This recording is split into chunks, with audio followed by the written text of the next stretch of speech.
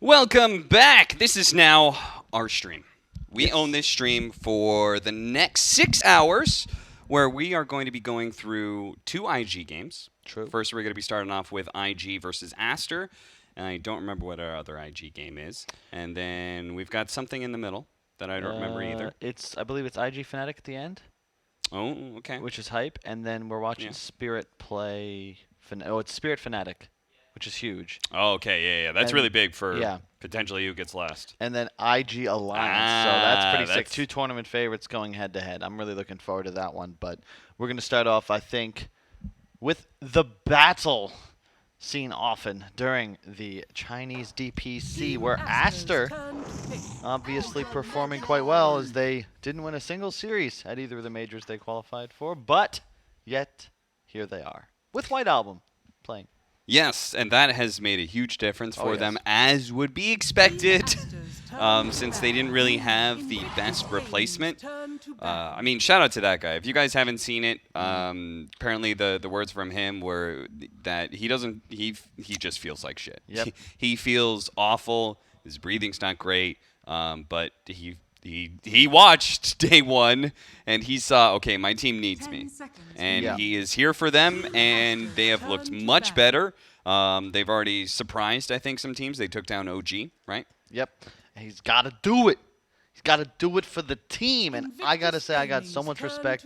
If you're at home and you're not vaccinated yet, by the way, please get vaccinated. Trust me, COVID is quite unpleasant. And everybody, I can't imagine how, even symptomatic, I heard he's still got a pretty high fever. He's capable of playing Dota at the level that he was, because he legitimately changed the entire look of this team. Yep. They were just done for. They were playing with 86, right? And they were going to get 86 out of the tournament if they'd continued with him. With White Album, it actually looks like they've got a shot. They should, at the very least, advance. Although I believe they're helped out by the team currently at the bottom of their group. Yeah. Who is? I want to say it's Thunder Predator, but I was saying that, and I was like, oh, crap, I don't know if I'm right. Yeah, it's fine. We're hopping groups all the It time. is Thunder so. Predator. Perfect. See, look, I've got this information. Just believe in yourself, Kyle. I really need to, because my rule cap is to always speak with confidence. Yeah, okay? you've lost your confidence lately. Yeah, but I keep You've been trying to actually speak truthfully, Yeah. and it's causing you to hesitate Yeah. because you're so used to bullshitting Exactly. all the time. But I've been right. I've been right about everything. I've been right about the way Veil works. I've been right about the way... But what if you just didn't bullshit in the first place?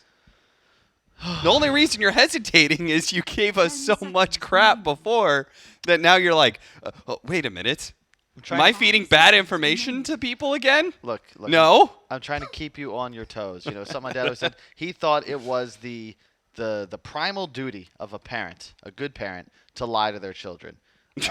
Because if you aren't, here's the thing. Hear me out. Yeah. If you don't experience dishonesty from a young age, you'll start to just believe everything that you're told. You need to have that yes. natural skepticism. That because sounds like some sociopathic nonsense. I need to teach my children that the world is full of lies and dishonesty so they can do the same. Okay, he meant more about stuff like, you know, harmless things. Like Santa Claus. Yeah, the sky is. Yeah. I don't think, you know. Look, guys, Santa Claus is a lie. We all know this, but I think it's one of those Spoilers. things. You ever watch Jurassic Park? You know how they had to let that little baby raptor hatch. Okay, same with yeah. birds. You can't help them hatch because they need to get the strength to break the shell Okay. so that they can grow. So Santa and Claus is a prosper. soft shell for them to realize the truth about the world and how it's not full of butterflies and rainbows all Exactly. the time. Okay. Exactly. Okay, I can get that. Yeah. I mean, I also don't get it because I was never under the implication that Santa Claus was real. My parents never actually forced that lie upon me. What does that make me as a person, Kyle? What went wrong with me because I didn't have that shell? Now, I was in one of those scientific, like where they cut the shell half open, you can see the chick grow. I was in one of those. It's a little different though because they Okay. didn't help you necessarily. Uh-huh. It was more that they didn't let it leave you completely alone. They were providing moral support from the outside. Okay. Funny enough, though, Santa Claus was responsible for what I still consider the greatest Christmas present I ever received, which was a Nintendo 64 Christmas Day, I believe 1999. Still one of the most memorable days. We got Super Smash Brothers. We got the original Mario Kart, Donkey Kong, hype stuff. Whoa. What? Nintendo 64 was not the original Mario Kart, sir. When was that? Sorry, I That wasn't would be alive. the Super Nintendos. Of course. The SNES. Thank you. Okay, well, there you go. We're learning something new. Yes, that's the console I started on. That's how you know there's a small, very small age gap, but it was just enough to make the difference between consoles, between us. And speaking of making a difference, let's get into the draft. 4 picks each for both sides. Weaver seems to be either banned or first picked every single game. I think by far the most contested hero thus far at TI. Tiny, Monkey King also up on that list. IG, I think going pretty safe and standard. You don't see Ruik first overall very often, but I think I like it when you're responding to a Weaver. It's like plenty of amazing steals. Both Bugs and Scoochie are incredible. And you also grab Alina. We just saw Spirit dominate with a Night Stalker offlane in 2 games. Expect that to be the role here for Aster as well. But IG with the TA, kind of a dead hero after the Psyblade spill change. Nerfs to the Ancients. But you're playing into what's likely Alina mid, so I think you can get away with it. Invictus Gaming's turn and I got a very, very helpful, senor. I was just looking over the draft a little bit. I was actually thinking about no, I wasn't thinking about Santa Claus at all. I was thinking of something else that is red. LFY and LGD. I was thinking about old back TI7. The memories were kind of flooding back to me. Remember, there was LGD and LFY had to match up against each other in the lower bracket to determine who was going to be 4th and who would keep moving on. And the junior team, quote unquote, junior team, actually managed to take down the adult boys. Indeed, and Monet was on that LFY squad. And Monet was on that squad, and that is something that I feel like I want to remind people. Yeah. Or maybe you haven't actually watched Dota for that long. You haven't watched back all the way to TI7. But Monet was like this hot property after that, right? He was like, this guy is incredibly good. He's a great carry. And he placed 3rd at his first TI. I believe that was his first TI that he managed to attend. I think he was only playing professionally for maybe a year, maybe 2 at most at that point in time. And unfortunately, he cooled off real quick. We didn't really see him at TI since. But now he's back again on Team Aster, where they have been super good in the DPC. They have dominated the other Chinese teams, but every single time they go to LAN, not been great for them. Which is surprising, considering LAN M. I know. Knew you were going to make that joke. I knew it was coming. It's like alley-oop, baby. Give me that. I like it. He holds his hand out for a high five, like that's a good thing. Like like I wanted that joke on my broadcast. I thought about making it. I was like, no, that's too cheesy. Talking about cheese, man. I miss my cousin Josh makes a legendary grilled cheese. If you're listening, I thought you were gonna transition that into a pick, and I was like, 4 different kinds of cheese. It's both fried and baked to finish. Some crispy breadcrumbs thrown in there. A little bit of oh my god, it's really just fantastic. And I'm lactose intolerant, so that is saying something. Ursa last pick, always an interesting matchup against a troll. Because obviously you can pop your ulti to dispel the whirling axes. Yeah. But at the same time, Troll pops ulti and kind of eats you for breakfast. So I think this matchup really goes both ways. And I am always a little concerned when I see TA Ursa together. You look at this IG lineup and it's just like, whoa, that's a lot of single target. And I see LAN M with this excellent set looking like...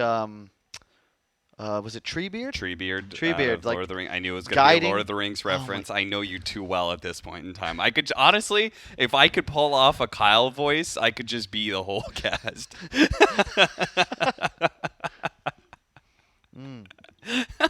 And of course, we can't forget the most valuable member of our triumvirate. We will have JJ observing, so make sure you guys at him if he misses any kills. I do expect to take a couple of T-tours throughout this game, but do keep in mind it is not our fault. Yes. Not our fault anymore. It was our fault yesterday, or my fault, but I think I did all right. The complaint was it doesn't look around. The observer really doesn't look around at heroes' items and stuff enough. And I'm like, because I'm trying to lead the conversation and just keep fights on the screen that I can barely have time to look through items. All right. Well, yeah, the crowd was really unhappy with the observing, but yeah, they weren't unhappy because they were cheering constantly. It was like it was like this constant drone going on all the time. They never stopped. I was telling Suns fan about it was like, you got to lean into the cheering experience. Like, we had to go off at just weird times. I was like, that's not what our experience was. Our experience was it was going off constantly. There was no break to it whatsoever. And I remember, do you remember the pause that we had? Yeah. And then there was silence for a moment. Yeah. And I was like, oh my God. This is what Dota used to be. It's like when you have tinnitus and all of a sudden it goes away for a bit and you're just like, oh, this is what inner peace feels like. Yeah. All right, early smoke up.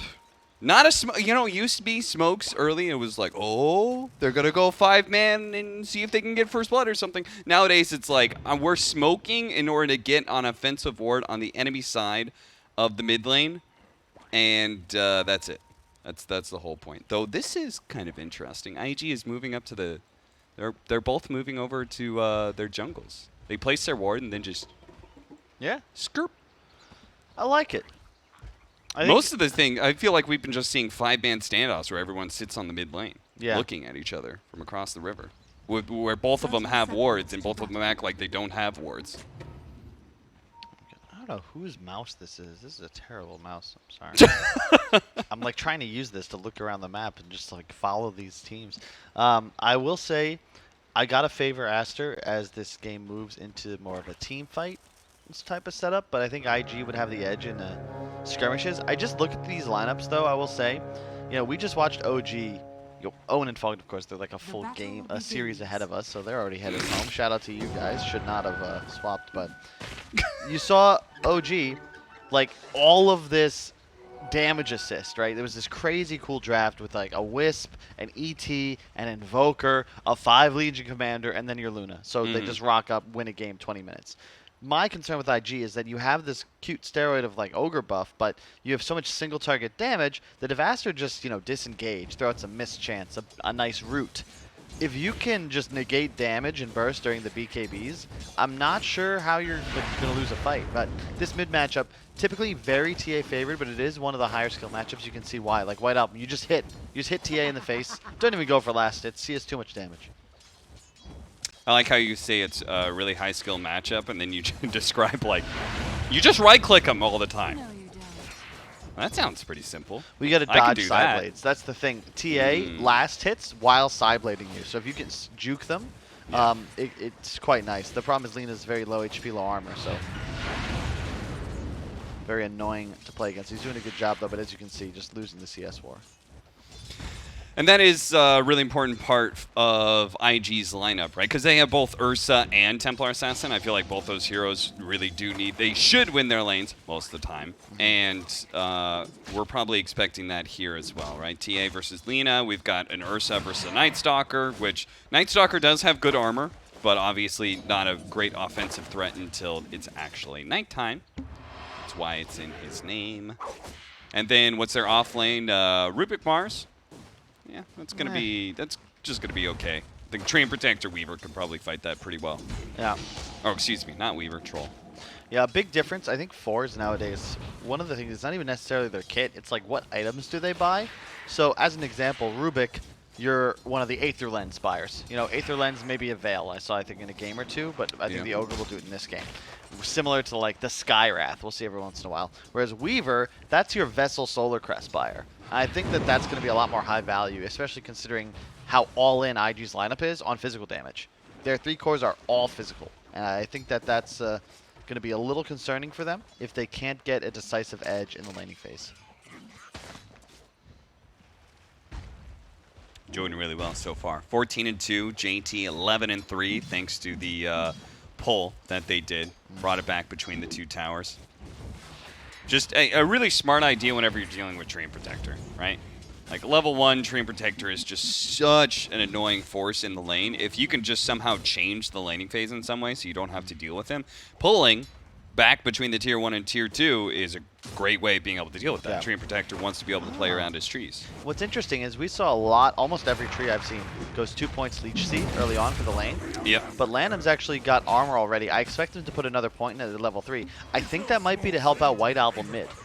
Because that plus armor and a little bit of regen is so nice, and all of a sudden you're actually able to just go toe-to-toe and trade with the TA. Yeah, and that would also make sense because Leech Seed it's all right, level 1, but it really feels good when you have it level 2. Yeah. You're level 3. So if you have to go living armor, you know, I don't even see a point in giving Leech Seed, maybe not for at all. Yeah. I think at this point in time. Maybe you just go 404. Yeah, I totally agree, because if you look at it, a lot of spells function like this, where, you know, Leech Seed, level 1, it's 16 damage, 8% slow, but that second point doubles the damage with extra slow. So that's why you almost always see it at 2 points, as it then, of course, is less effective in terms of the...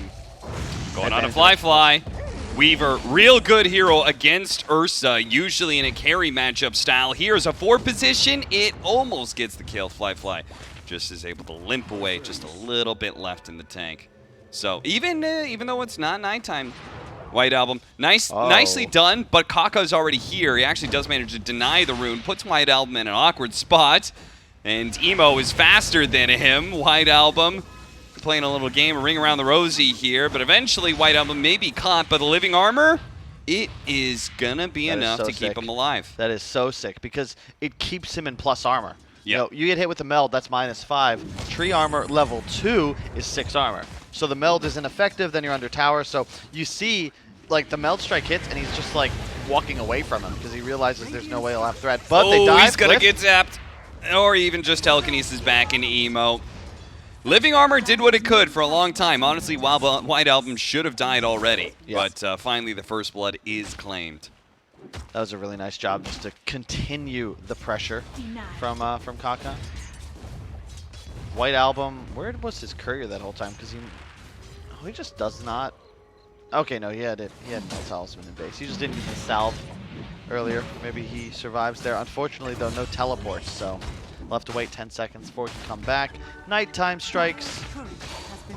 Fly is not dead yet, but he needs to get the bug off him in order to XXS. Still has the vision, and he can run him down underneath the tower. JT battling up against Monet. He's so low, but Spear is only a second away. Fortunately, Kaka is able to turn that and still get the trade-off of cores in the top lane. This is very scary, though. We saw this in the previous series. Night Stalker is terrifying, especially at nighttime when he thrives. And Ursa, in theory, you match up nicely against melee heroes, but you can see even maybe just because of how strong this Weaver is in synergy, you know, NS is 32-10. And now nighttime, I don't know if you can even stay here as an Ursa. And my big issue with the hero, you know, what do you do to recover? Yep. Like, you just farm so slowly if you're forced to go woods. Yep, and there you can't even go triangle because that's going to be held by the Templar Assassin most of the time. So, yeah, it was very important for them to be able to win this lane, but as you said, I think the Weaver is really what makes a big difference. I mean, it's classically been a counter to Ursa for a really long time, right? It's just we haven't seen Weaver occasionally will pop up as 4 position, but I probably haven't seen that matchup of 4 Weaver versus 1 Ursa very often. Yeah, I just watched them miss a lot of archers in the bottom lane, though, which I tilted just a little bit because I think... Bottom, surprise! You don't expect the Treant Protector gank like this, but he snuck down the side trees, cut off the retreat there from Fly, so he's going to have to run forward. Emo with the haste rune does manage to get the kill mid. Fly is no way out. He's just going to get run down. So, trade-offs. Mid lane dies for Aster. So this lane continued to go very, very well for Emo, but our Ursa is suffering big time. Yeah. I mean, I think this is fine, though, for IG. Lina has a real tough time recovering in this kind of game against the heavy pressure that TA can output. That was a bit of a miscue by Lanham. He preemptively armored on his Night Stalker. If he throws it mid for the Lina, White Album lives, and you'd still get the kill, you know. XXS took almost no pressure because there was just no response. There was 3-on-2 chasing it down in Ursa. Bugs are just too strong, man. Yeah, they're very good. Too strong. Very good. A lot of buffs received. I think that you can now toggle. Dude, they are Gemini. not letting White Album back into this game. FlyFi's like, fine, you guys want to ruin my game? I'm going to go mid and help kill this Lina. Borax is going to show up, throws out the bugs, doesn't actually get one onto Kaka, which makes a big difference. Borax won't be able to get that kill, and Borax may actually die if he's not careful. The trap is going to hit him, and it's going to tick, tick, tick, tick him out. Top. Ooh, top lane. Backing away, JT. Forcing Monet to just bang on the shield for a while. That is something about this pick of the Troll, is they picked it into the Mars. Yeah, but like, where's the team, Cap? They're like losing their carry. They're losing mid tower. It's nighttime. I mean, they get the bottom tier 1, but you know, this is something we've seen teams that, you know, aren't going upper bracket do at times, where they get over, you know, kind of hyper-focused on the single objective. We even saw that in that first game, OG versus EG, which I think probably everybody watched, where EG just, like, kept making these moves onto, you know, tops and hiding off of the trees in his safe lane, where they then lost their mid hero, their tower, and like Sumail's just free farming everywhere. And I think in this spot, you know, if you're Monet, you got to get the hell out of top, right? As soon as Mars is 6, you're exposed. Same goes with White Album mid. Like, they're just going to keep playing into you. Now you've lost your mid tower. This is very unfortunate. As you said, there's really, you know, Ursa was in a pretty rough spot, and both him and TA want Ancients, and now suddenly you've opened up the map, and you can even think about taking enemy triangle. But really, great job from Kaka so far. Tons of great movements. Even had time to get stacks up. What is that, a quad on the hard camp? No, just a triple. Ancients doubled. Very very smart laning ideas, right? Like, they do that pull. We talked about how it deals a Train Protector. Then from there, it's like you don't want to even be in that lane. It's a Troll plus Train Protector lane. That's got to be one of the tougher lanes to be able to pressure in the slightest. So as a Rubik, who mostly offers offensive pressure, like, you just go somewhere else. And he just camps White Album. Makes his game horrific. And I gotta say also, I'm a big fan of teams. I think it was OG who might have really felt like game planned this, but they always are taking stacks, you know, for neutral items. And I think that's a really key thing. Anytime I see a team that just gets all 5 neutrals by like 8 or 9 minutes, it just feels so good, right? You think about what a Keen Optic does for your support. Like, these items are real value. That's a Void Stone, right? Better than with some extra cast range. That's 1,000 gold you just picked up for free. Ollie gonna get run over by the Dragon Slave. XXS is gonna be double slowed here, but he's gonna pop the nighttime just to make sure he can run over the trees. White Album doesn't have that same kind of luxury. IG continuing to hold off Aster as they're trying to find successful fights during this first nighttime, but it's just not working. Check out my man JT. That is a sick build. I am a huge fan. This item just seems to be the new MO for all offlaners, and he's just so strong now. Like, no wonder Monet's having difficulties up top. That Helm of Iron Will really is just 2 value, right? You get the bonus 6 armor in addition to like a Ring of Health's worth of regen. My one problem with it is that we already talked about how they have Ursa and Templar Assassin and such. Like, do you really need this Mars to scale physical damage? Like, aren't you missing initiation? Perhaps, but I think it's a reason why they dominated the lane so hard. And it's the same when we saw it on the LC, where I think if you go straight for the initiation tool, you're basically crippling your own game. Whereas Armlet is enough to ensure that you're going to be relevant in terms of your damage output. Yeah. So it's just sort of investing in the future. Okay. And they're roaching it 11 minutes in. My word.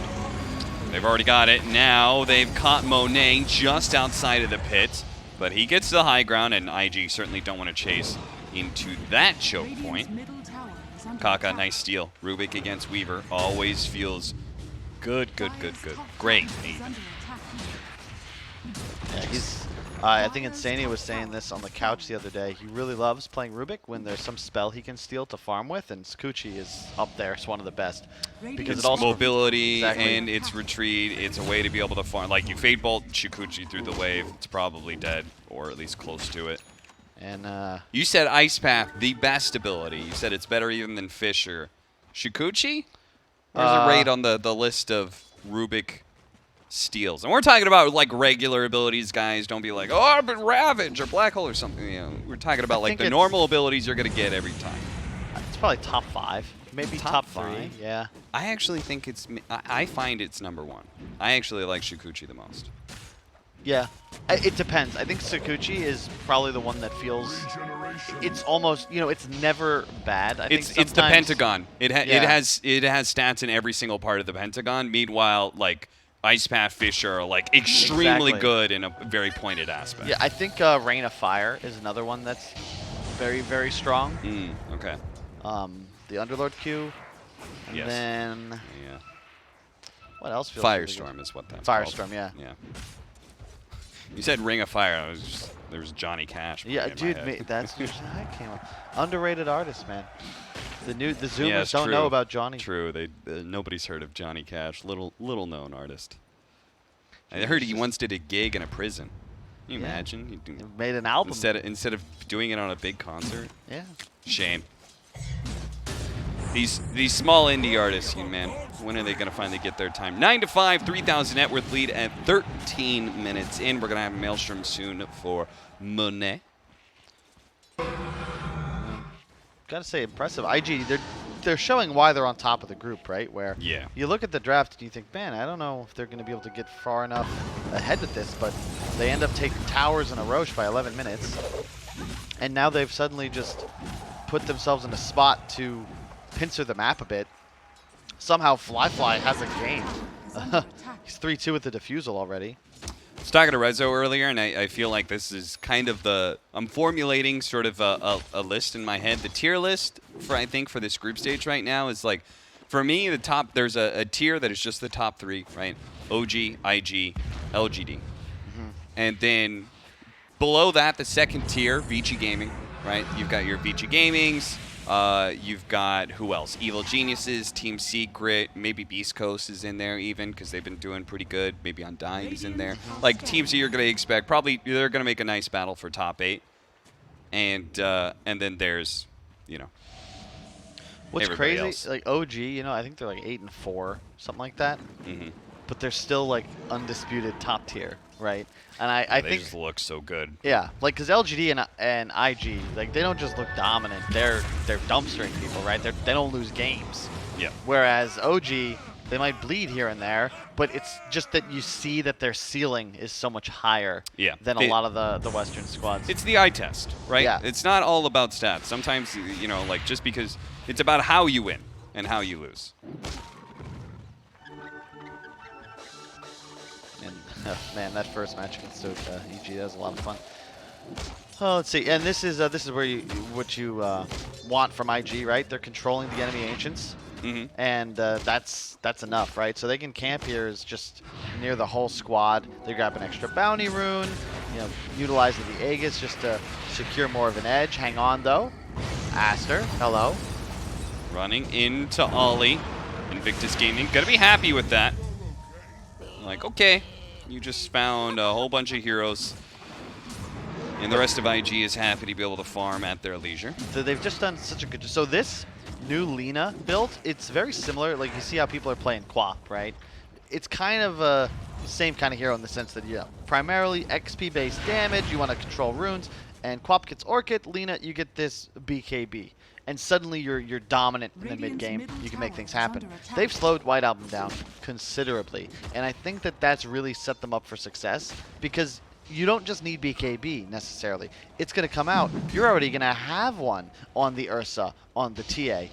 And then suddenly it's about controlling your armor. And you just simply won't have enough. Lanham is going to have to effectively just babysit his Lina in every team fight if he wants any hope of surviving. Oh, that's a bit of a shame there for Aster. If they pop Darkness, they would see the Ursa stuck in the trees. But now it's going to be too late as they're going to be the ones initiated on. Nice jump from JT and Emo, instantly blowing up the Night Stalker. The biggest threat is gone. Now they can take their time. They're going to kite around Monet. Nice use of the Yules. Good overgrowth, though. They still have some time for Monet to pump out some damage before he finally dies. That's going to be the Spear Rebuke combo from JT that finishes him off. Borax on the run. Emo tries to find him, doesn't get it. Emo has had, this is his 3rd haste streak. Combined the camp, the just like constant camping of mid lane by Kaka has led into constant room control for a Templar Assassin. Yep. You can't give a TA this many power runes. No, definitely not. I love the build too. He had gone the 2-point side blade for farming early, then maxed meld, has the blink deso, even took the attack speed talent. And he's just so strong. Obviously gonna have bloodlust continuously applied as well, but you know, Aster, the problem is like where's the damage? Also, where's White Album? He was way back in base, had TP'd home, so this is a 4-on-5. You simply just don't have damage because you needed your Lina to be the one snowballing, and he has been shut down.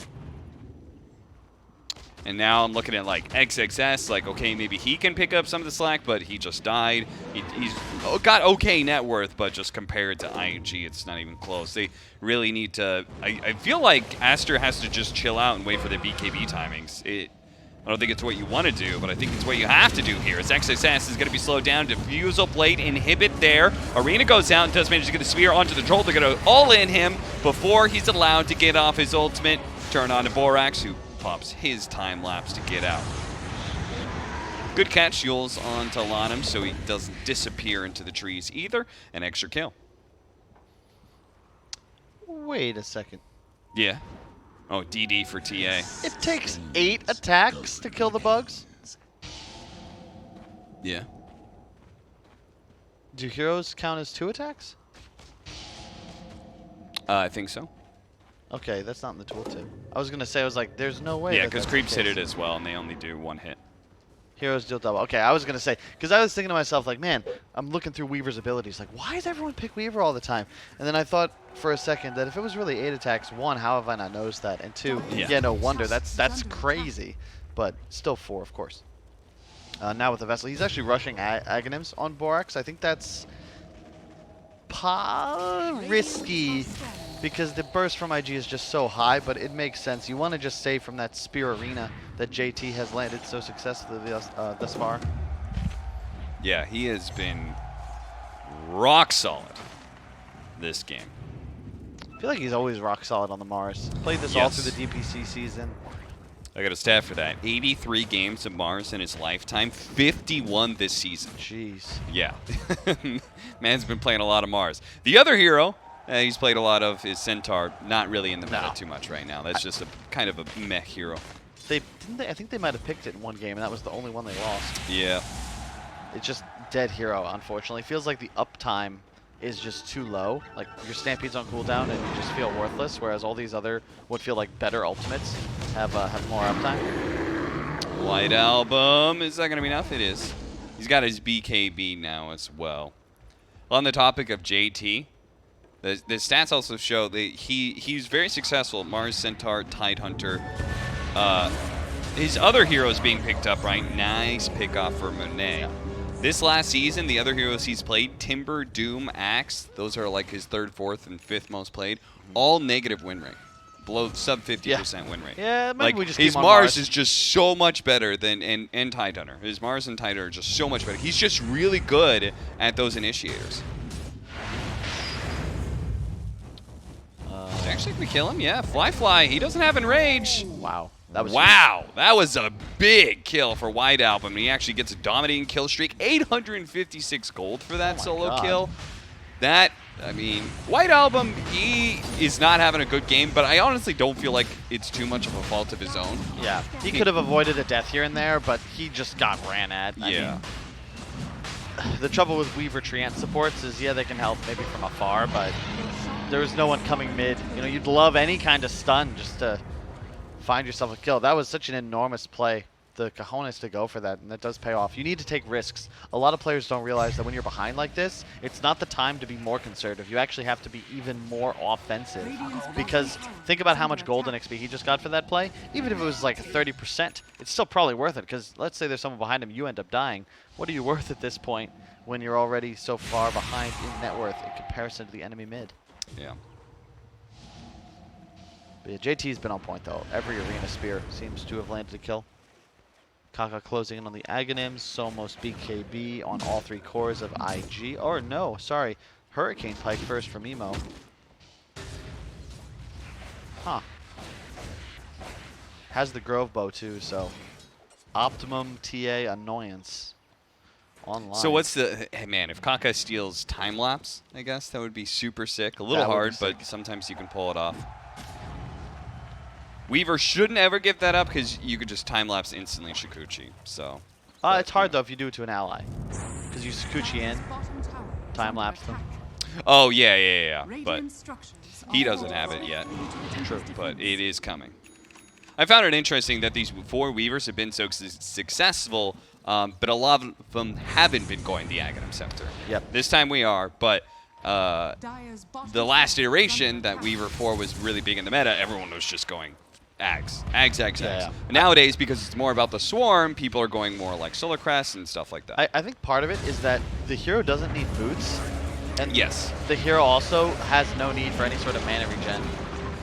So you can just buy high value items immediately. Hurricane Bike trying to get him out of this area, but he is going to fall. That's life number 1. XSS is going to pop the BKB. They're going to sit on top of this Templar Assassin, trying to stop him getting off the refraction with the silence, and Monet just beat him down. JT, okay, that was cute.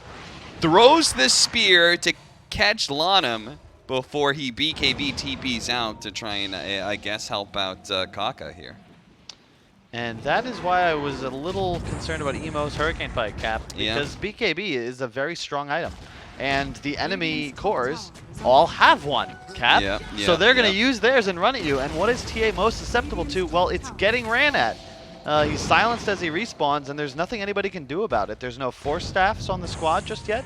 So he's just dead. And yeah, you've got a ton of damage on IG, but you need your TA right-clicking to be effective, and that is not possible when you spawn inside of your own Doom. Can we agree it is a good item for the TA versus Troll matchup? For sure. It's just BKB is like essential.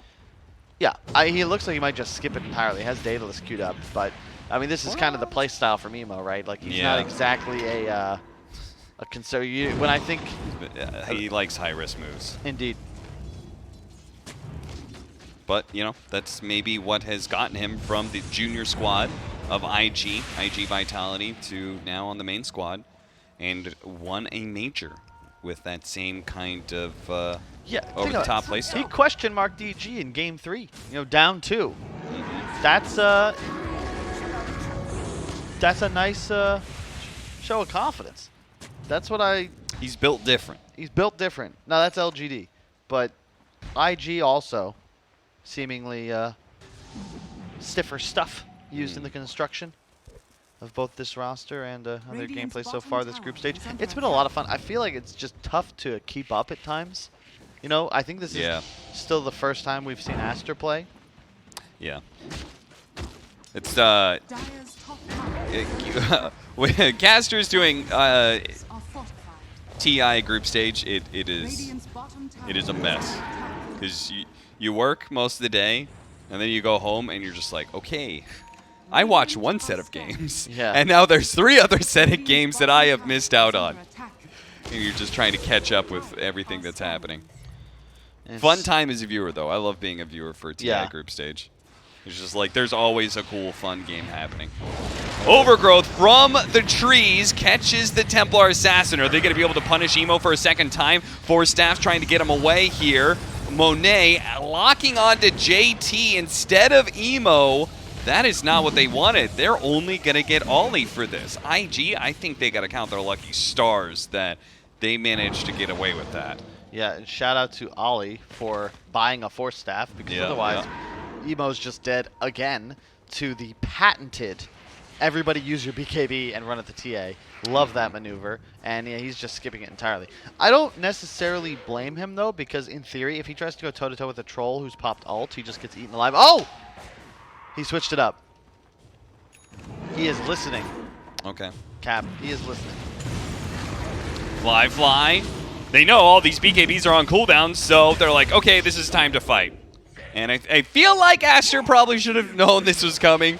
When you blow all your BKBs like this and you just kind of like don't get anything, it's a high alert status. Hide behind your tier 2s. Especially because the only vision they have is currently watching a creep wave top. That should be a pretty big sign. IG, we're still on your side of the map.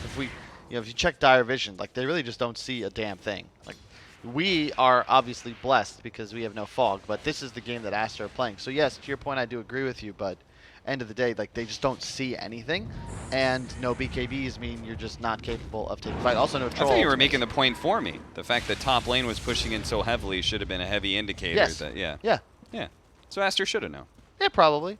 But it's hard. It's hard. Yeah. That's all I mean. Because Yeah. if you have like another ward somewhere, like there's more to go off of. If it's just one wave, you know, you don't want to play too scared. Sure, sure. But it is just kind of rough. I also forgot, you know, you're playing against a tree, and IG were able to take that mid tower at 8 minutes going back.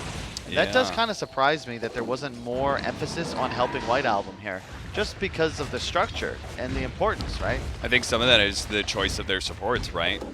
Weaver is not, he's a lane dominating support. Dream Protector doesn't rotate at all. That hero is terrible at rotating into the mid lane. You do nothing. It feels terrible if your mid lane loses and you're a Dream Protector. All you can do is give them living armor, which he tried. God Yeah. bless him, he tried. That is the same with the Night Stalker too, right? In theory, he could have run over, maybe got involved, gone for a gank, but NS early against Ursa and TA, you can't really like run in against these heroes. They'll just hit you back. It was a Yeah. little different back when Crippling Fear provided mischance as well, but now just that it's a silence, you sort of have to be strong. You need this BKB. Found nice positioning. They want the Rubik. They can sneak in and get a fast kill onto Kaka. That would be really nice, and they should be able to get it here. Yule Scepter, but when he comes back down, it's straight into an LSA for him. And this will open up a potential Roshan play for them. It's not up for another 20 seconds, so Aster is going to keep looking for a pickoff here. Slow down Ollie. Ollie, is he going to turn around and accept his fate? Nope, he's going to be saved by Emo perhaps. They're going to keep going. They're going to jump back in. JT tries. Monet instantly pops the BKB. Starts laying in the damage. Does manage to get a couple of bashes there. JT, he's just getting crushed by Monet. And now Monet, with the rest of his ultimate, is turned onto the Ursa. He's getting a little bit low, though. The Rampage is no longer there. Monet is going to die here. And Borax, oh, they have the vision for him, so he's just dead. No more darkness. No more flight for XXS. He's going to get run down here. The buyback of Ollie. Fortunately, the silence preventing too much, but the slows. He's going to run into one TA trap, potentially a second. Now, works his way around it. They drop some wards here just to be able to spot him. XXS still on the run. They have a trap that's going to be able to spot him potentially. He skirts his way around it. Smart.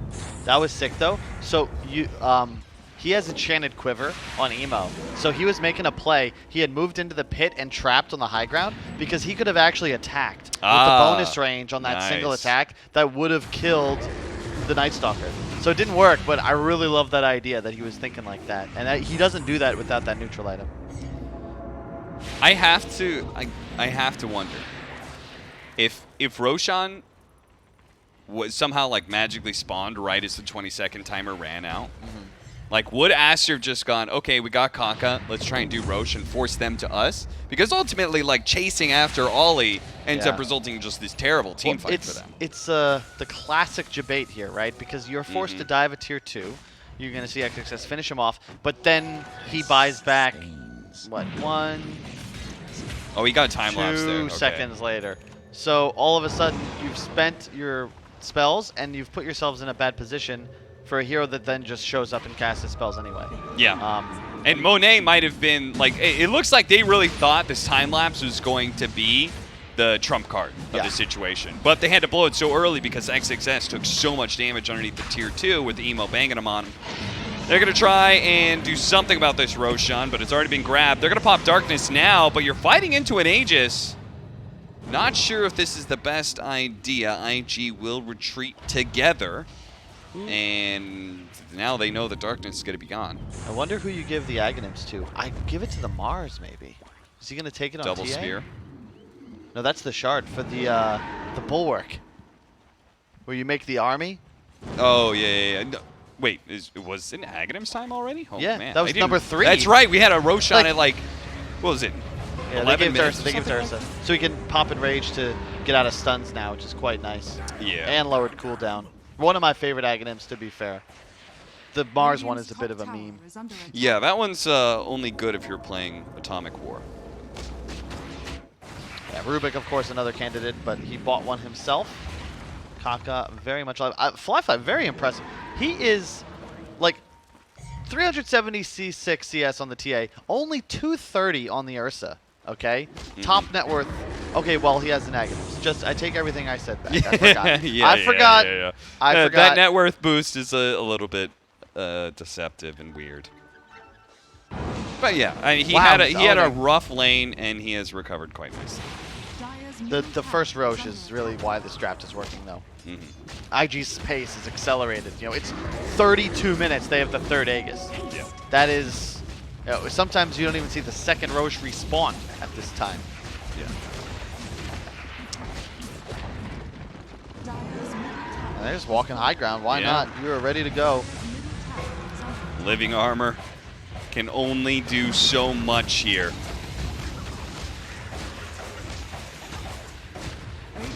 How are they going to be able to stop this while it's daytime?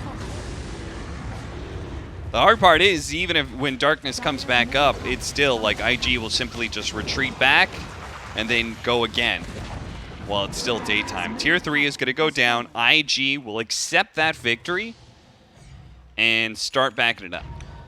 And this is something we've seen from many of the Chinese teams here, even Quant and PSG LGD. Patience.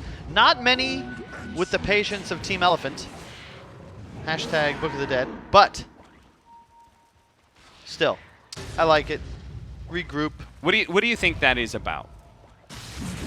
Maybe just a little bit of nerves. Well, I will say, like, you know, you always harp on, like, sitting gold doesn't actually do anything for you. So sometimes net worth advantages can be deceptive. I always find that usually pushes that occur on the tier 3 are usually you get some sort of pickoff or an okay team fight. It's like, okay, that's enough to get the tier 3.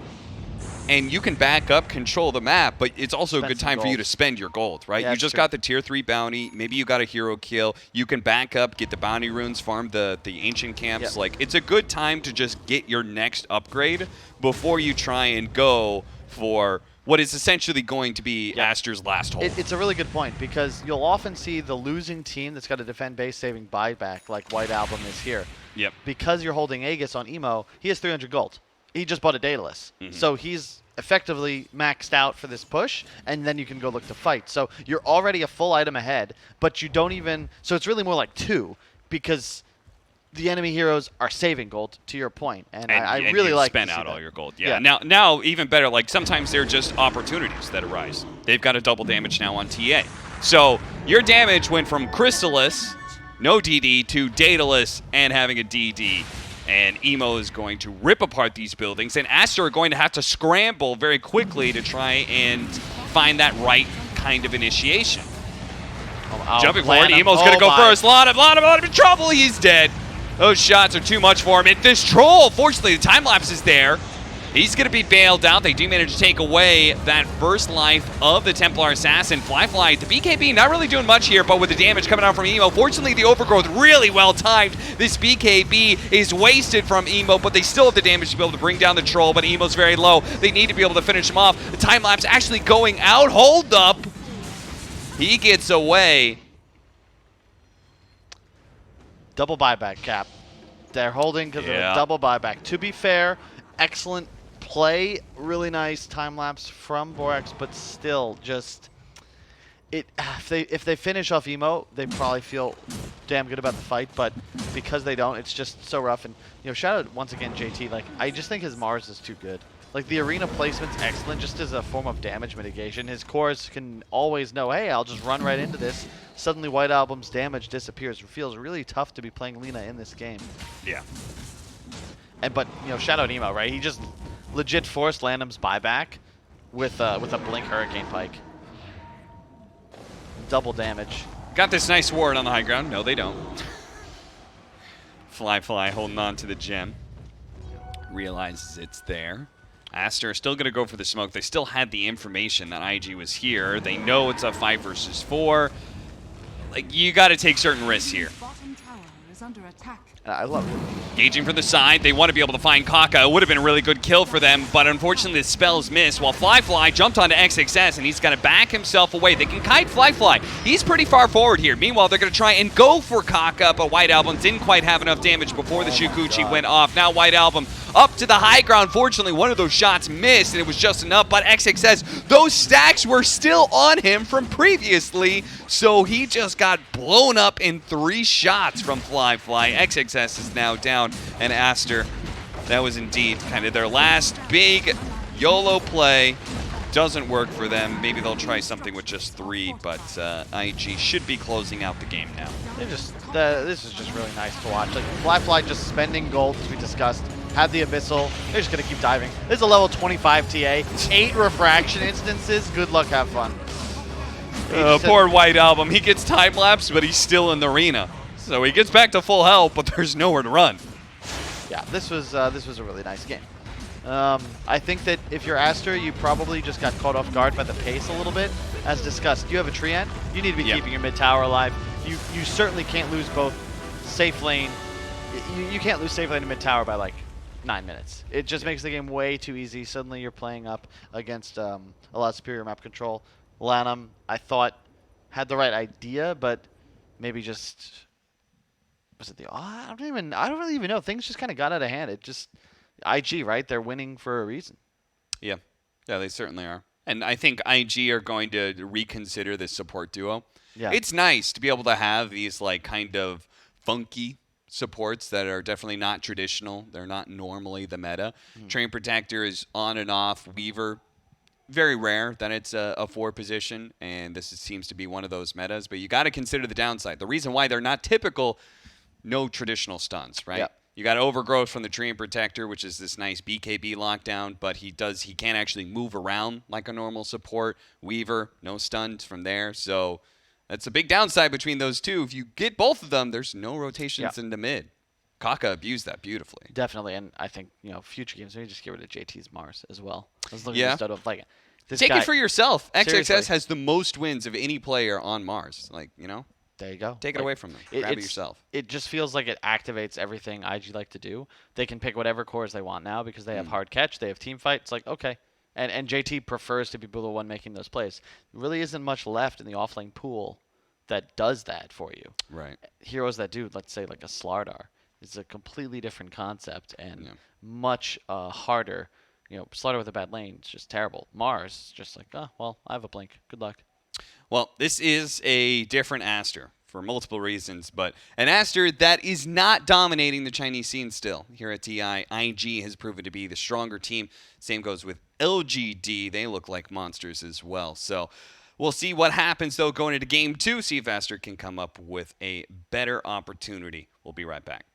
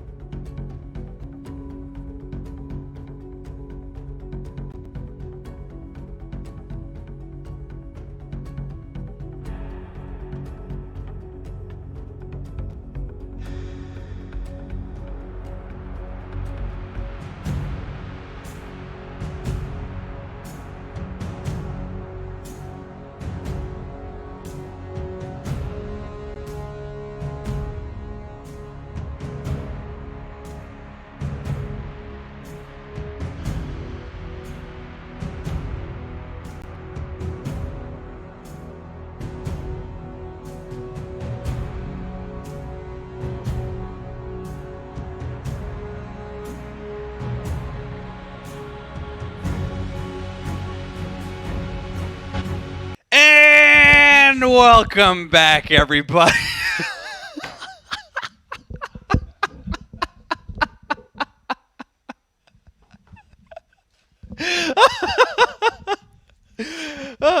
Hey guys. Kyle was just telling me right before we went live that I was too loud in his ears. Welcome back, everybody. It's IG versus Team Aster. Queen of pain. Oh my god. You good? I'm supposed to be the fun one, Cap. You're supposed to be the serious professional, okay, that gives our cast credibility. Where are we gonna be? Oh man. Your reaction was great. Yeah, it's nice being on that side of the reaction. I had one of those moments that went viral, and I was the one who was the voice was way too loud in my ear, and I was not a happy person. No, it's very It was like 3 a.m. in the morning. Yes, I'm gonna get to. Been working 20 days straight. Yeah, tinnitus comes for me tonight. That's for sure. But listen, all right, never mind. Actually, no. I can't talk You about go first, Cap. You go. What's up? No, I actually can't talk about that. IG versus Aster, game 2. Monkey King Quap is the pickup for Aster, and Phoenix Tiny for IG. Quap, not doing so hot. Never does. Invictus Never really- does. It never seems to be a winning hero at TIs, even though. Okay, Even though it's your best hero, Kyle. one of. Sumail was regaling me about how good Kyle Quap was. Yeah. I beat him, the only person to beat him in lane at TI5. But why are we bringing that up, Cap? That's not necessary, even if Sumail did just literally say it last night. If only Quap was good at TI, Kyle. Who knows? Indeed. What could have changed? Well, Or if only you didn't go Aghanim's.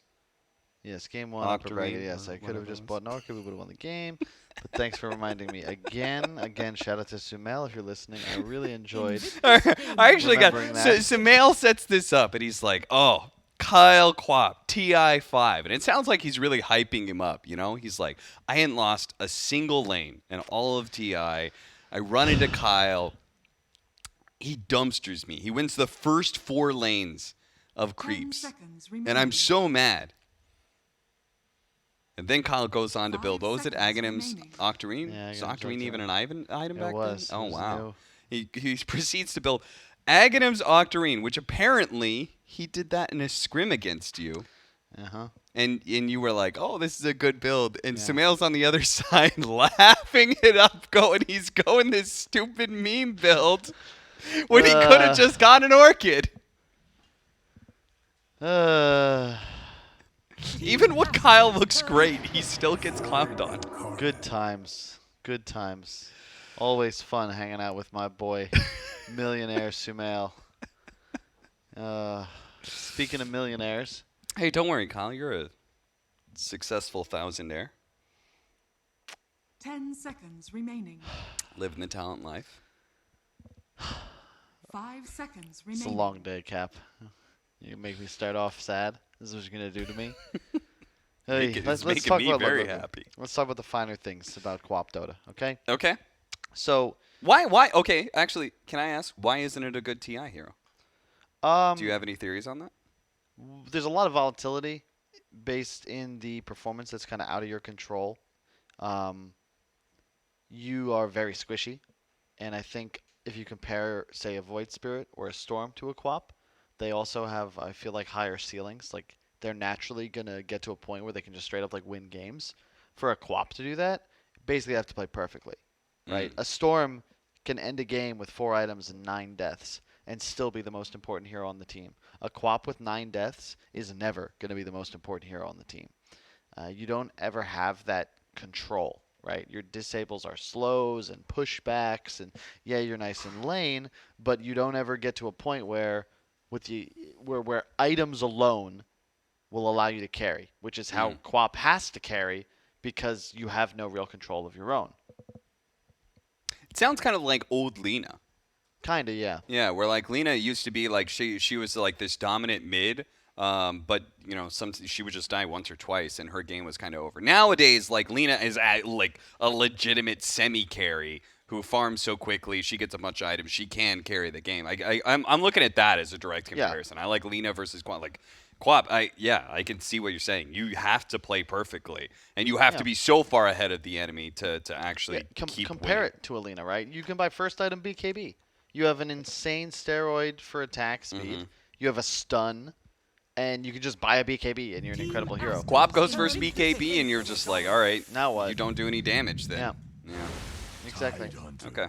So that's part of it. However, I will say this is throwback to, I guess, the original LGD back when Maybe was still playing for it. They were huge fans of this Quap Tidehunter duo core, and they 10 love to do seconds it with remaining. hard carries like Spectre, just more global, more team fight, because 5 Quap seconds is able to remaining. create chaos. Another old team that did it going all the way back to TI5, that Virtus Pro lineup, they would do Quap with Darkseer, and they would also then play it with some like map eater, the Broodmother, maybe a Darkseer, a PL. But I distinctly remember Quap PL Darkseer because you just kind of shove all the lanes. Quap can play everywhere and is also then not responsible for the win condition. You're kind of like, same rung as Darkseer. So Quap Sure. really needs these heroes that scale better because you, as stated, can't really be responsible to win a game by yourself. Is that the responsibility of the mid Aster's turn to in ban. this meta anyway? I feel like we're seeing a lot of successful mids just being run around creating chaos and just like lit the carry, Yeah. lit the off lane. Like the side lanes are so powerful now. Yeah. You don't want to be having your mid be the win condition Yeah, all the time. and that is actually something else that Sumel had said was that TI is always a carry tournament, which I had never heard before, but it does make a lot of sense. He feels like you can't win TI 10 without a seconds carry remaining. who is incredible, and I don't think that has anything to do with him being a carry 5 now, seconds but remaining. more that in this context, he was talking about how good Fear was. Aster's yeah, turn and to also He was saying Fear was a very good carry at TI, and that's Yeah.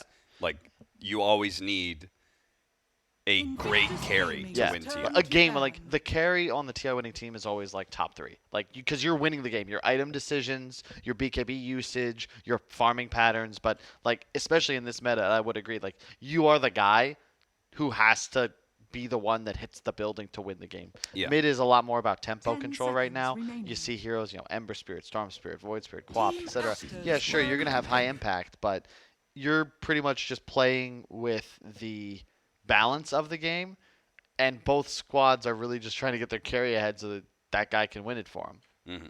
Hmm. Either way, we'll see. IG Tusk probably a support. Could be Invictus the Gaming's off lane that turn we've seen a couple of times. Aster with a life stealer. This is one of the conceptual counters to Tiny. Percent based HP damage against high HP, high armor hero. Not bad. Also a good egg hitter. Where do you think these supports are going? 10 seconds remaining. Because normally it's Monkey 4, but then Shadow Shaman 5. We haven't seen a ton of 5 Shadow seconds Shaman remaining. this tournament. Anyway, I haven't seen a whole lot of Shadow Shaman last year. I think it's been 2 years, or last year. It was being run all the time. Big 4 position. It was constantly being played. So Maybe it just feels like cast range changes, nerf the hero a little bit. A lot of times you prefer a Lion, and at the same time, Lion is also kind of off meta a bit. Maybe too many micro heroes, Lycan or Furion, one of my favorite heroes. It'll be JT too. This is cute. So Furion is a hero, you see it picked in a pub and you just want to leave the game because you're going to lose. But in professional matches, always around TI, I gush about this. This is a TI hero, okay? If Admiral Bulldog can win a TI playing this hero, pretty much anybody can. And end of the day, you're going to be able to lane very effectively. What does Lifestealer hate is like these creep heroes. He wants to play against some strength guy, and he can hit him over and over. Furion's going to buy a Blightstone, smack him. Kaka with the Tusk is going to increase the physical damage. It's really tough for Lifestealer to deal with. And at the same time, you're going to be able to play with Emo. It's just really nice. When they already had the team fight, they had the scaling capability. They just needed some way of taking map control. And Borax, you get trees summoned under you. You're just dead. You get stunned underneath. And Lan M, Shadow Shaman, why is it off meta? Well, HOD heroes, Beastmaster, Lycan, or Furion, you just don't do anything to. You just die to creeps. I really like Furion Tusk for another reason, which is those treants are really good at being able to block any hero when you ice shard them. It's so annoying trying to get around treants anyway, but then if you get ice sharded as well, forget about it. Also, have you seen the Tusk shard? Just on a side note, have you seen that thing? The super long. Oh yeah, shard. yeah. It's hilarious. It is quite funny. I've heard Suns fan, no, it's Purge, talking about the kick as well. It's now more, you can messy it, so it's not just a kick him that way. It's kick him any which way you want, which does make sense. Yeah. Actually makes it a lot more versatile. It's so interesting watching JJ observe when he's sitting right next to you and just like, what does he find interesting? I'm looking, how do I get into his mind? And he zooms in on the little warthog turning into a tree. Wow. Piggy! Such interest, JJ. Very amazed. We would be remiss not to talk about the fact that we've got the Monkey King god himself, the original OG support Monkey King player, Borax. 30 seconds That's to true. battle. He did bring it into the meta originally. When was that? TI 7? No, TI 8. I don't remember. I mean, I remember the event in China that was leading up to that TI. I think it was like halfway through the year. It was like a DAC or something DAC like or that. Super Major. And they won. I think they won that event, right? With we're at the Borax Monkey King. The battle begins. Is it the one against Mineski? Not sure. Maybe they were in the grand finals and didn't make it all the way. First blood for Invictus Gaming. Gotta be careful of that tag team. Yep, such a strong I mean, that probably one of the best level 1 heroes in Dota, to be quite honest. Yep. I really want to be paying attention in the mid lane. So Emo, the one benefit of Void Spirit against Quap is, of course, much like an Ember, you can juke the dagger with a timely dissimulate. So expect to see him do that. Hard to do, though.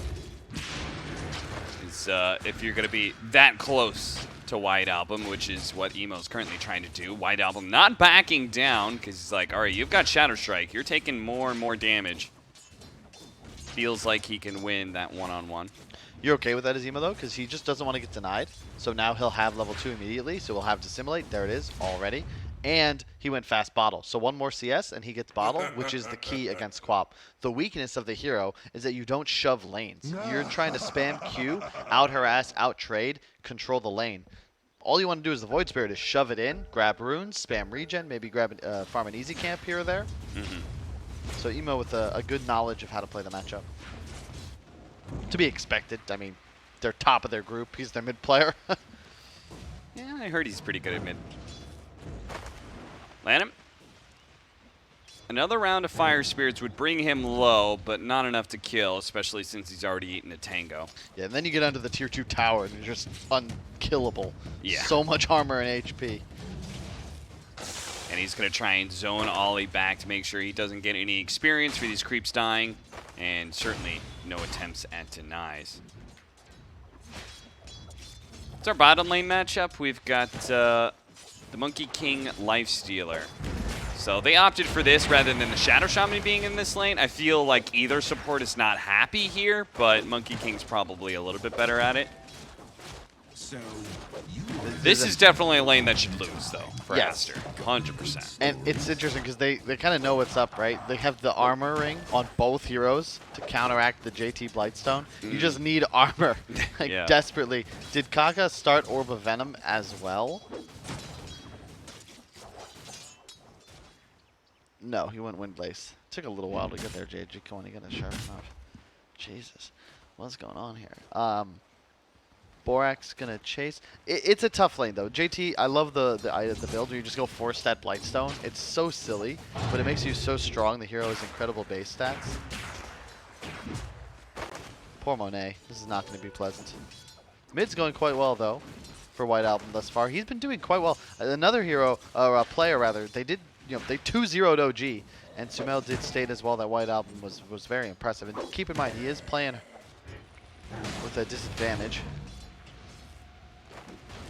XXS doing really well in the CS right now. 14-2 for CS. And a bit of that is just the fact that Phoenix isn't necessarily the best at being able to zone out these super tanky heroes. Borax does get a nice little heal here, but he's still kind of stuck in some way. He has to just commit. Maybe this next round of lifesteal can keep him alive until the shards blocks him in. Borax can maybe hit a tree in for a little bit of health, but oh no, what? JT, that was not the sprout you were hoping for. No, that was not. And that gives, like, he got so much time to Monet in the lane as well, who's just shoving it in.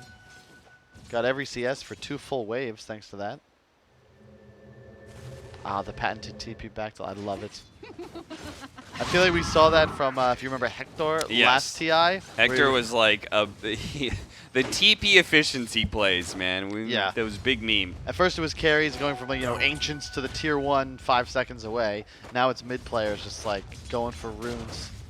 Well, I mean, like, now you're giving TPs for free Yeah. if you die, so, you know. That's a good point. More expendable than they've ever been. Good juke from Emo. Not even sure why you throw that Shadow Strike. Hey, you trade mana. It's somewhat equal, right? Okay. Well, he may not have wanted to trade mana now that he couldn't get a refill on his bottle. He's going to be forced to be able to blink away. Borax is going to be stuck here. A lot of them coming in from the other side. It'd be sick if White Album had mana and had level 6, but as it is, those 2 supports will walk away for free. I'm actually surprised Emo went for the Monkey King there, because one of the downsides of the Shadow Shaman, especially level 2, he has like no HP. He would have died if they'd saved Remnant for him.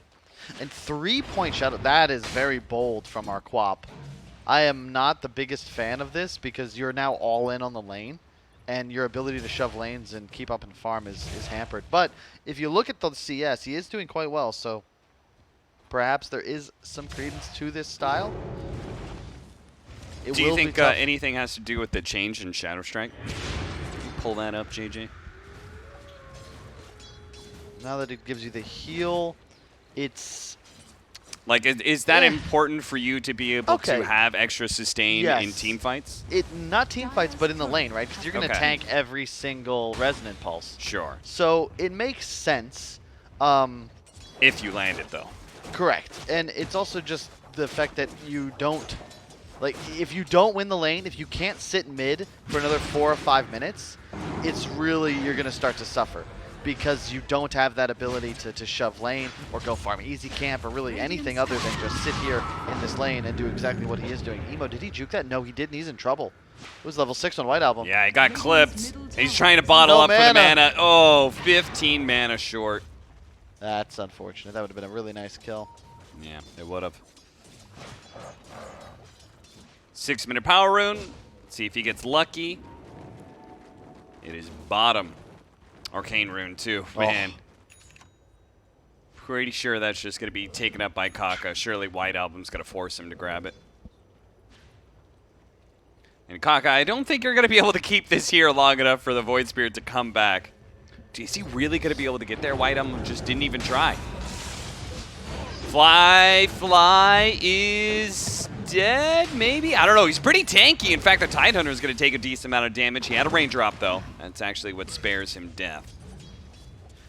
And I like that you see how the pro meta is just... I don't see carries buy regen for themselves ever. It's always just the support spamming it. Yeah. So easy to stay efficient on heroes like Tiny. Because of it, Lana should probably die. Dire's top tower is under attack. I was happy about the Tango change. Now I'm just waiting for a healing salve change where it does less if you give it to somebody else. I think that's a little excessive. But I do understand. It is frustrating. I know playing up against these carries sometimes, like, if you kill them, it's huge. If you don't, they just come back full health, full mana, because they've mangoed, salves, and clarity. Yeah. XXS, he's a big boy, but they do have, like, infinite time, as he is very blocked in.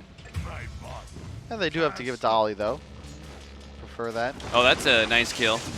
JT gonna die to the rotation coming around from Lanham. So both the offlaners getting picked off here. 4-1 to the favor of IG, though the net worth is very even.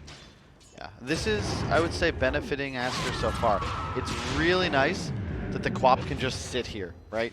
We talked about it, but White Album, his build and the style of play he's going for requires him to be sitting mid.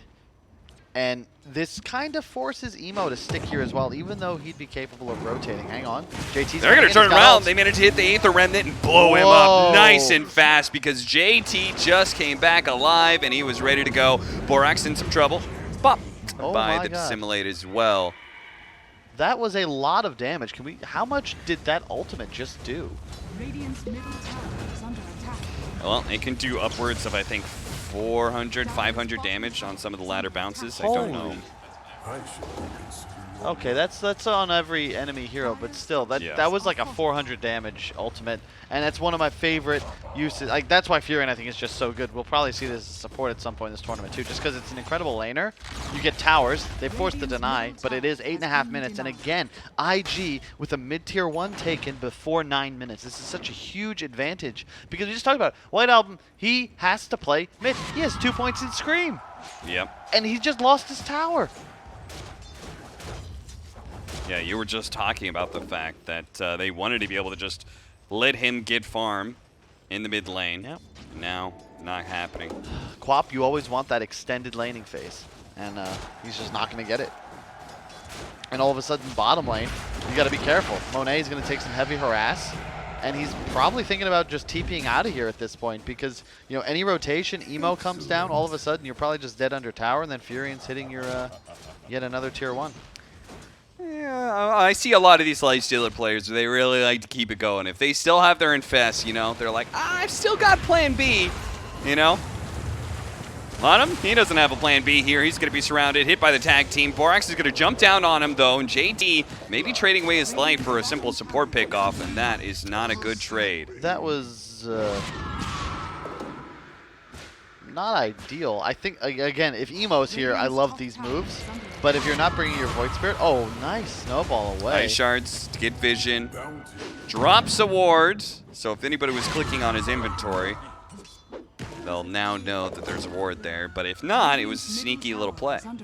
Yeah, I just realized, you know, we see that Borax, he will be buying boots, but this new 4-position meta, right? Is it just not buying boots? Yeah, Weaver and Monkey King, those two have been picked a lot as 4s and don't have to pick up these boots. If you do buy boots, like we saw Sox on ET, it's like phase boots Aghanims because the boots are so useful because you have 700 damage. So if you don't have 700 damage auto attacks, then just don't buy boots. That seems to be the patch figured right there. Radiant's bottom tower is Lanham level 6 though. Neither one of these carries seems to want to give up their safe lane tower. Both of them are very durable cores, so they can take the risk of holding here, but it looks like finally Fly's like, fine, you got me. Shadow Shaman ward's too tough to deal with, and now this means XXS is relieved of this lane. If he wants to, you can finish up the Hood of Defiance and sit in front of mid. Well, I guess mid's already dead, huh? Yeah. Yeah. One of the big reasons why that play was so good is that Tide is so good at being able to hold that mid tower. He's got a Midas queued up, Cap, on the Void Spirit. Really? This is like, I don't think there's any beef between these teams, but you know the storyline's trying to. Aster is not really liked too much by the community, and I think by the Chinese community specifically, what you're talking about. Correct. And they came in, I think, as the squad with the lowest expectations of the 5. Yeah. And I think maybe this Emo, like, just flexing a little bit. I don't think we've seen any other Void Spirits buying Midas. We haven't seen, it's not necessarily a Midas patch either. So it's not like we're seeing Midases anywhere else a whole lot. So now that he's died. Punished for his insolence. But he's already bought the glove, right? So he is kind of committed. He could buy treads. Yeah. But I bet he won't. It is. Emo doesn't seem like the kind of guy to me to be like, you're right, I was wrong. No. I feel like he's just going to keep doing what he wants to do. It does make sense. It's another concept. You know, when you remember in like Tinker games, it's always like, hey, might as well buy Midas. Like Naga Siren, Tinker, and Furion. They all elongate games, so it does give Midas more value. We're going to watch XXS die here. Or not. Man, they really just ran out of damage, huh? JT, they certainly got enough damage for the Nature's Prophet kill. It's a very weird game played by IG so far, but I think Borax has done a great job. It's unsaid. You don't even see him on the map, but he's been top. He's frozen this lane for a couple of minutes now.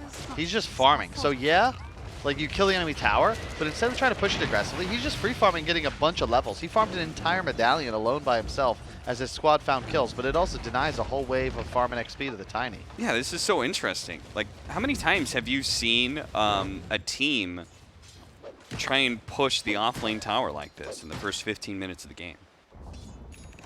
Right? Like, normally that's something that, like, oh, if I win my lane really hard, I can go for it. But some combination of them having Shadow Shaman and, I guess, the success of the top lane, that they were able to take that side lane tower. They're still holding on to their safe lane tower. Monet doesn't seem to want to let this one go. Yeah.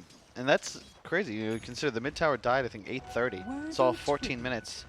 And IG, they really haven't gotten anything else done since then. If you check out like last hits, I mean, you know, Fly has 150. So the man is enormous. He has Echo Shadowblade already. That's actually nuts. But they're not really getting stuff done. Well, they are top. That was the Orchid reveal on JT. That's a freebie. Borax finally pushed that lane in. He was like, okay, it's time. Should have never left his tower. Immediately gets caught. See smoke? Oh, that's an invis on the Tusk. Invis Tusk, Invis Tiny. Just realized they don't really have much for this egg. I mean, you can rage and hit it, but much like an Ursa, you don't really feel good if you're raged and just hitting, trying to kill an egg. I have budget for you. He's gonna get caught. Is it worth? Is that courier worth your life? Maybe. It does force the rotation, but it does lose the ward. So now it's definitely not worth. No.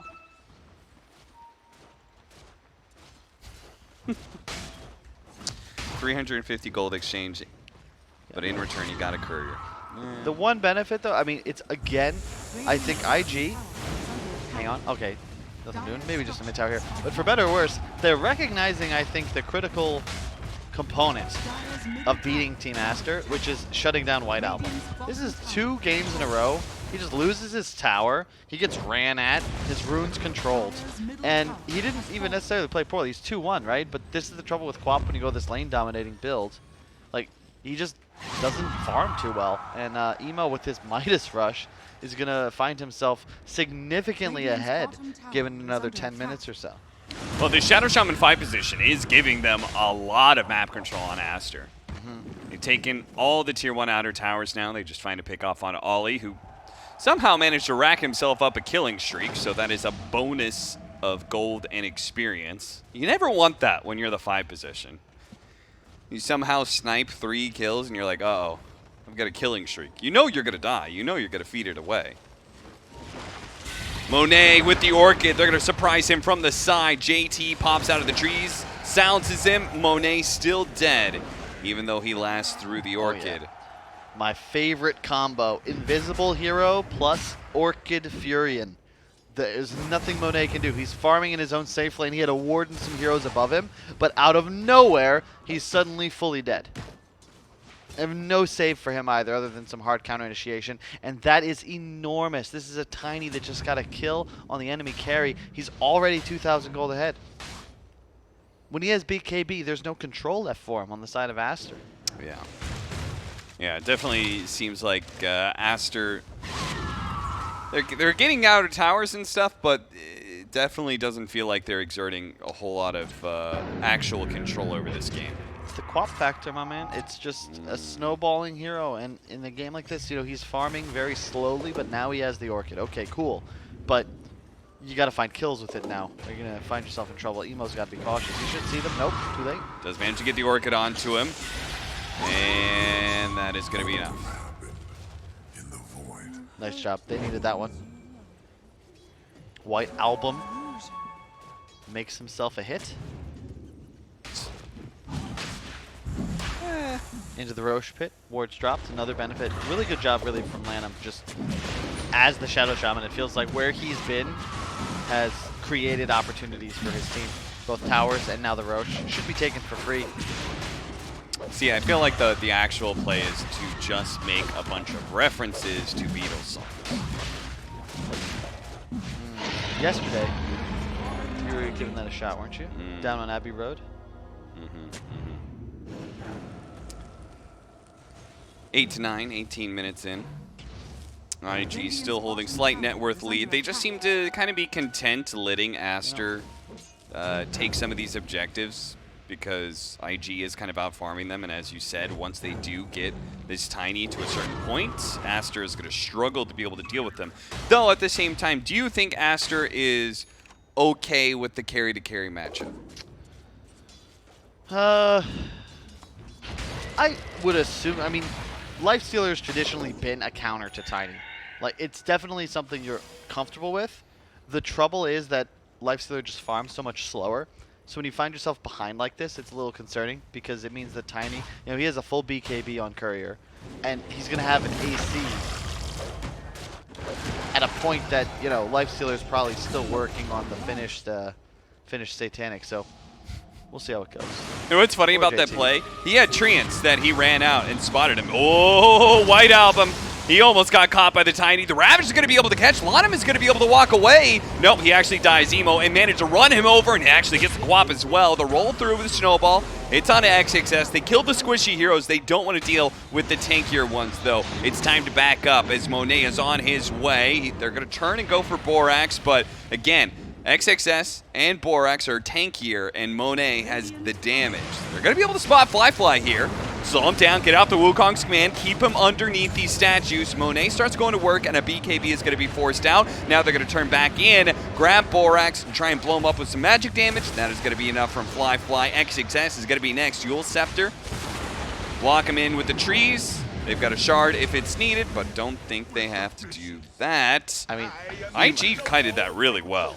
Emo had an Arcane Rune and an Essence Ring and the finished Yules. I like that he went back for it before the Aghanims just to ensure that he isn't threatened by Orchid again. Like, what? It's an Arcane Rune Void Spirit. Like, what are you supposed to do? Fly, yeah, he's in trouble. If he wasn't literally a BKB ahead in net worth, he's going to go for Shard next. He'll have it quite soon. Like, this is just the dream game for the Tiny.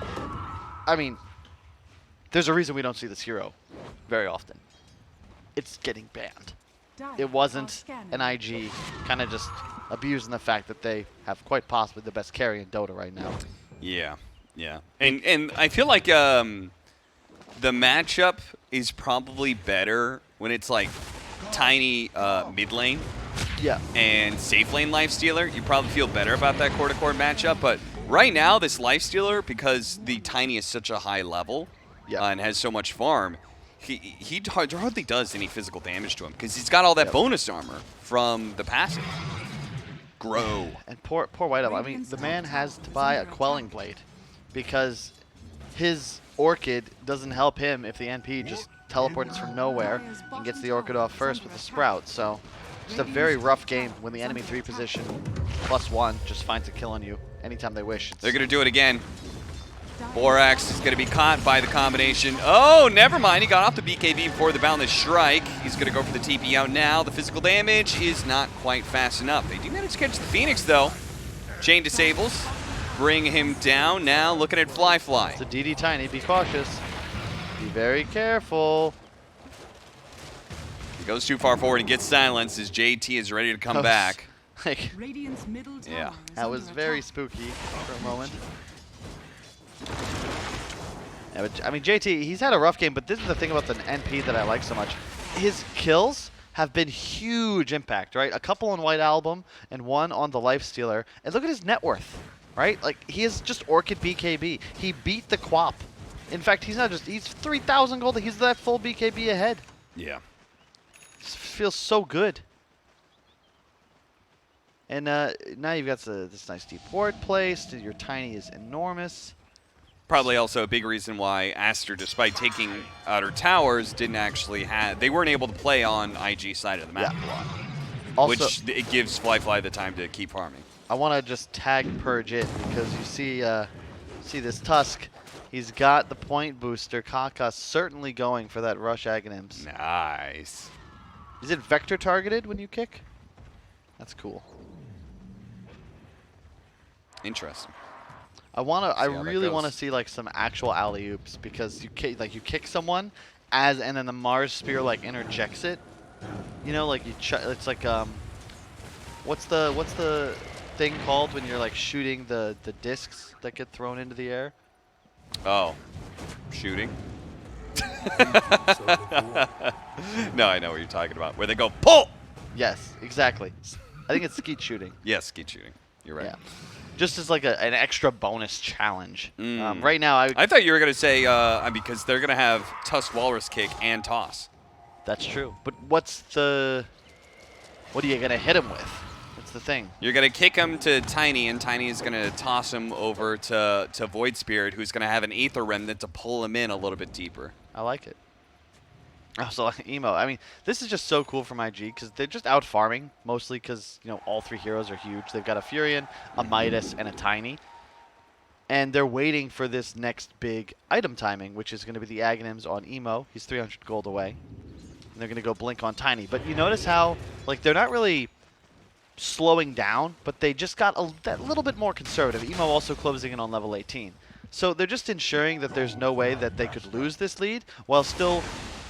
Really nice. They've actually done this in both games. Controlling the runes. That's another Arcane Rune for Emo. So he's going to be level 18, Aghanims, Arcane Rune, and they're going to just go crush through a fight. Like, that is such an insane power spike. JJ, is that Rod of Atos being built as second item for Borax? It's not Double Crown. Yeah, It he is? is. Okay. Not sure how I feel about that. Ollie flying off the map here. JT.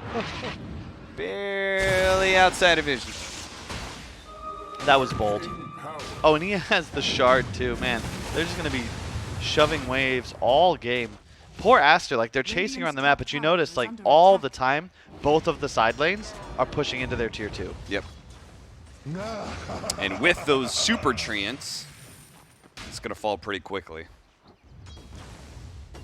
And they don't really have the heroes to be able to play. So, like, Lifestealer sometimes can do that, but because of the Orchid, very difficult for him to be able to play in a side lane solo. So this is just going to be a constant problem. Unless Borax... I mean, Borax is doing the best. He's trying to deal with it as best as possible. But It's just so hard. And now, as we discussed, right, the power spike is ready. And here we go as they collapse on top lane. They're going to ward, and they just want to fight. They are so strong. Even if you get a great initiation on Aster, some huge Ravage, expect Kaka to be just chilling, waiting in the wings to blink Snowball save. yeah. Because the cool thing is, the support duo, right? If you just save the Oh, Phoenix for a second... IG patiently waited it out. Now they can Roshan in 30 seconds. Yeah. Radiant structures are I love hard save heroes with immediate escapes. So Phoenix, you just pop out, boom, egg. Doesn't matter the HP. Void Spirit with Dissimulate, same deal. And 3 BKB course. So that save, no matter how much damage the hero's taken, is almost always going to be high value.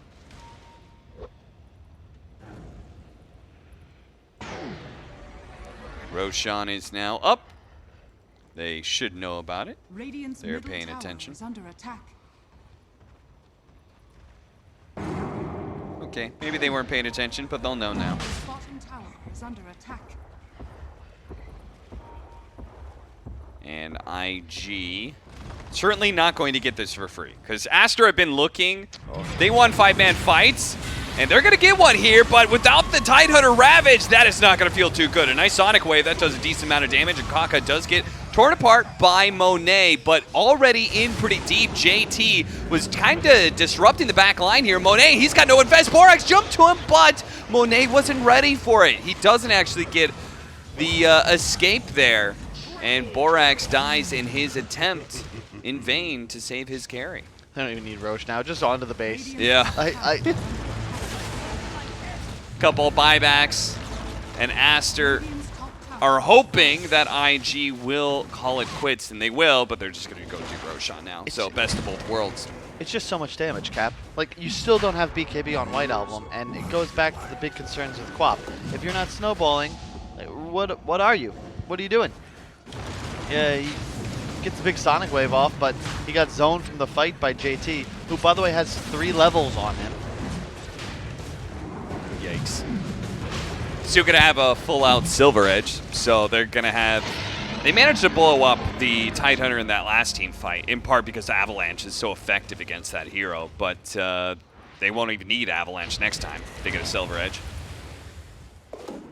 See, there it is. They silenced him. They just threw all of these stuns. And just imagine if he was somehow able to get off Ravage in that situation, like maybe that fight looks okay. Does it though? That's it feels like the supports from Aster just are kind of wet noodles.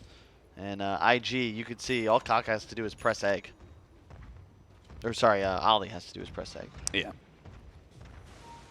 And Tusk has been pretty effective. Think we'll see more Tusk? I'm a big fan of the hero. It's another TI hero, right? Same with Earthshaker. My theory on that is that you have to be like heroes that benefit from superior positioning, not just, you know, damage from spells, are always like more TI heroes because they increase in value with the skill cap. Okay, sure. If you get the snowball save, you won the fight. If not, it's like, why would we pick Tusk? Yeah. Same goes with Ice Shards. Like, it's a map control positional stun. You actually need skill. Whereas if you were to play, I don't know, what's like the fabled, like most easy hero? Like Bane, Crystal Maiden, it's just like, hey, I got that guy. He will be stunned. Excellent. Thumbs up. Yeah, but it's just really nice job from IG taking map control. If there's anything to learn, I'd say maybe there's some squads watching, as IG is certainly one of the top 3 teams so far at this tournament. The emphasis on taking that mid tower, right? 2 games in a row. Yep. Shutting down White Album. I think that they just had a great read on what Aster would want to do to gain an edge. Do you think that is something that is specific to Aster? Or is this a general philosophy that IG's taking? I think it is a general philosophy, but definitely something they game planned against Aster. And it also felt like 2 games in a row where White Album was just kind of left on an island, right? Yep. He's just not getting help from his supports. Not at all. IG, though, they did emphasize having these self-sufficient side lanes. I think that's important, you know? Tiny's going to be just fine. JT, he died a few times, sure, but the difference is that Aster's going to lose their mids map control. I don't know if JT really minded that he fed a couple times in the lane. And the same thing happened with game 1, right? They set him up so that Kaka can rotate out. And it makes sense. I mean, Kaka's an old school player, right? He harkens back to the days where 4 positions were primarily roamers. And the rune control's been excellent as well. Like, all these power runes.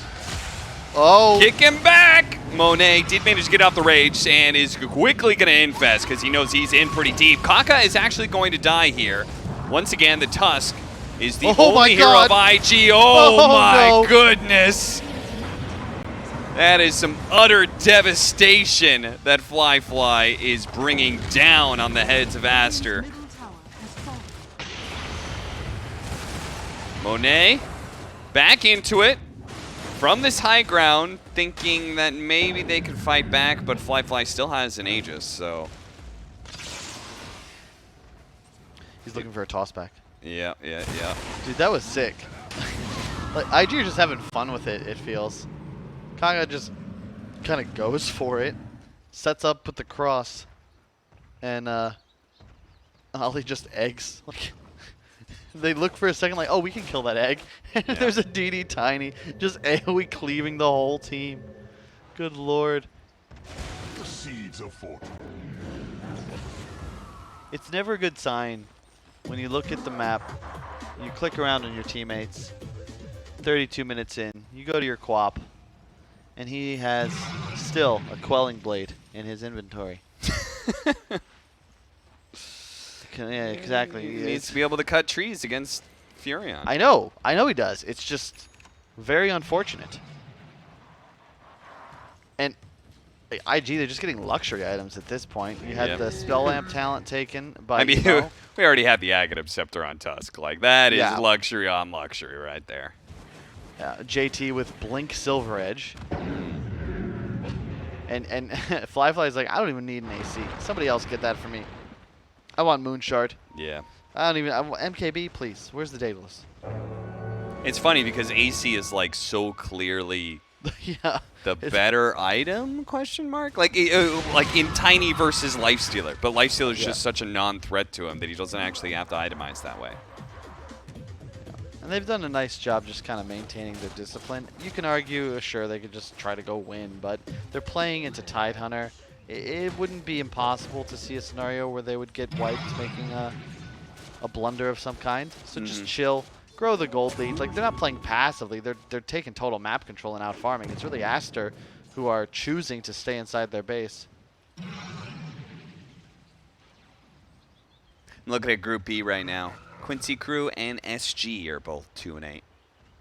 Wow, that's our match tomorrow. Our first one to open the day. Oh, really? Yeah, it could quite possibly be to determine who goes home in last place, which is nuts. Not just because you don't get a shot to play in the bracket stage, but yeah, I think it's 100 grand for dead last and 600 for last. It's Massive difference. it's basically a $500,000 series. They're playing a major. That's like Quincy. If you really contextualize it, it is a major finals, more than a major finals. Just Quincy versus SG tomorrow. Yeah, in a 2-game series. Yep. We also are going to have a potential elimination match coming up after this, right? Spirit versus Fnatic, yeah, that's actually the same exact stakes. Both teams tied, I believe, for elimination at the moment. Yeah, and that is the exciting stuff. Guys, you know, like lower bracket, upper bracket, whatever. You know, Digital Chaos, they start off lower bracket and all the way through. Team Liquid, they've done it before. Okay, just because you're lower bracket doesn't mean you're not going to do well. All right? But elimination, that's the hot stuff. So definitely, you know, I know we're just kind of waiting for IG at this point in time to find the opening to end the game. You will want to stick around for the next series.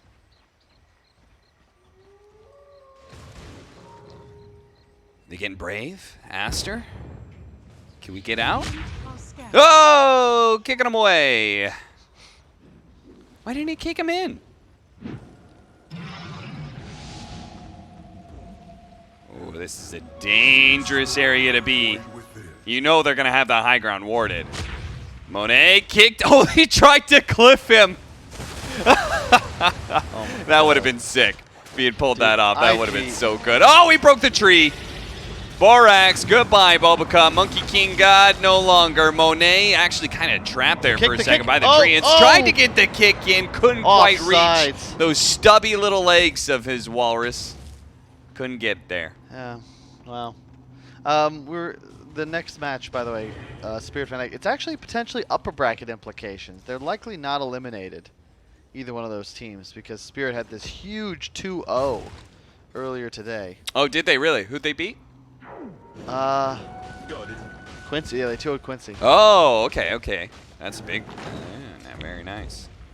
IG, like, what do you think they're, like, messing with him a little bit at this point? Like, huh? Are they, because we saw yesterday Elephant against Secret, Elephant just, like, refusing to end the game.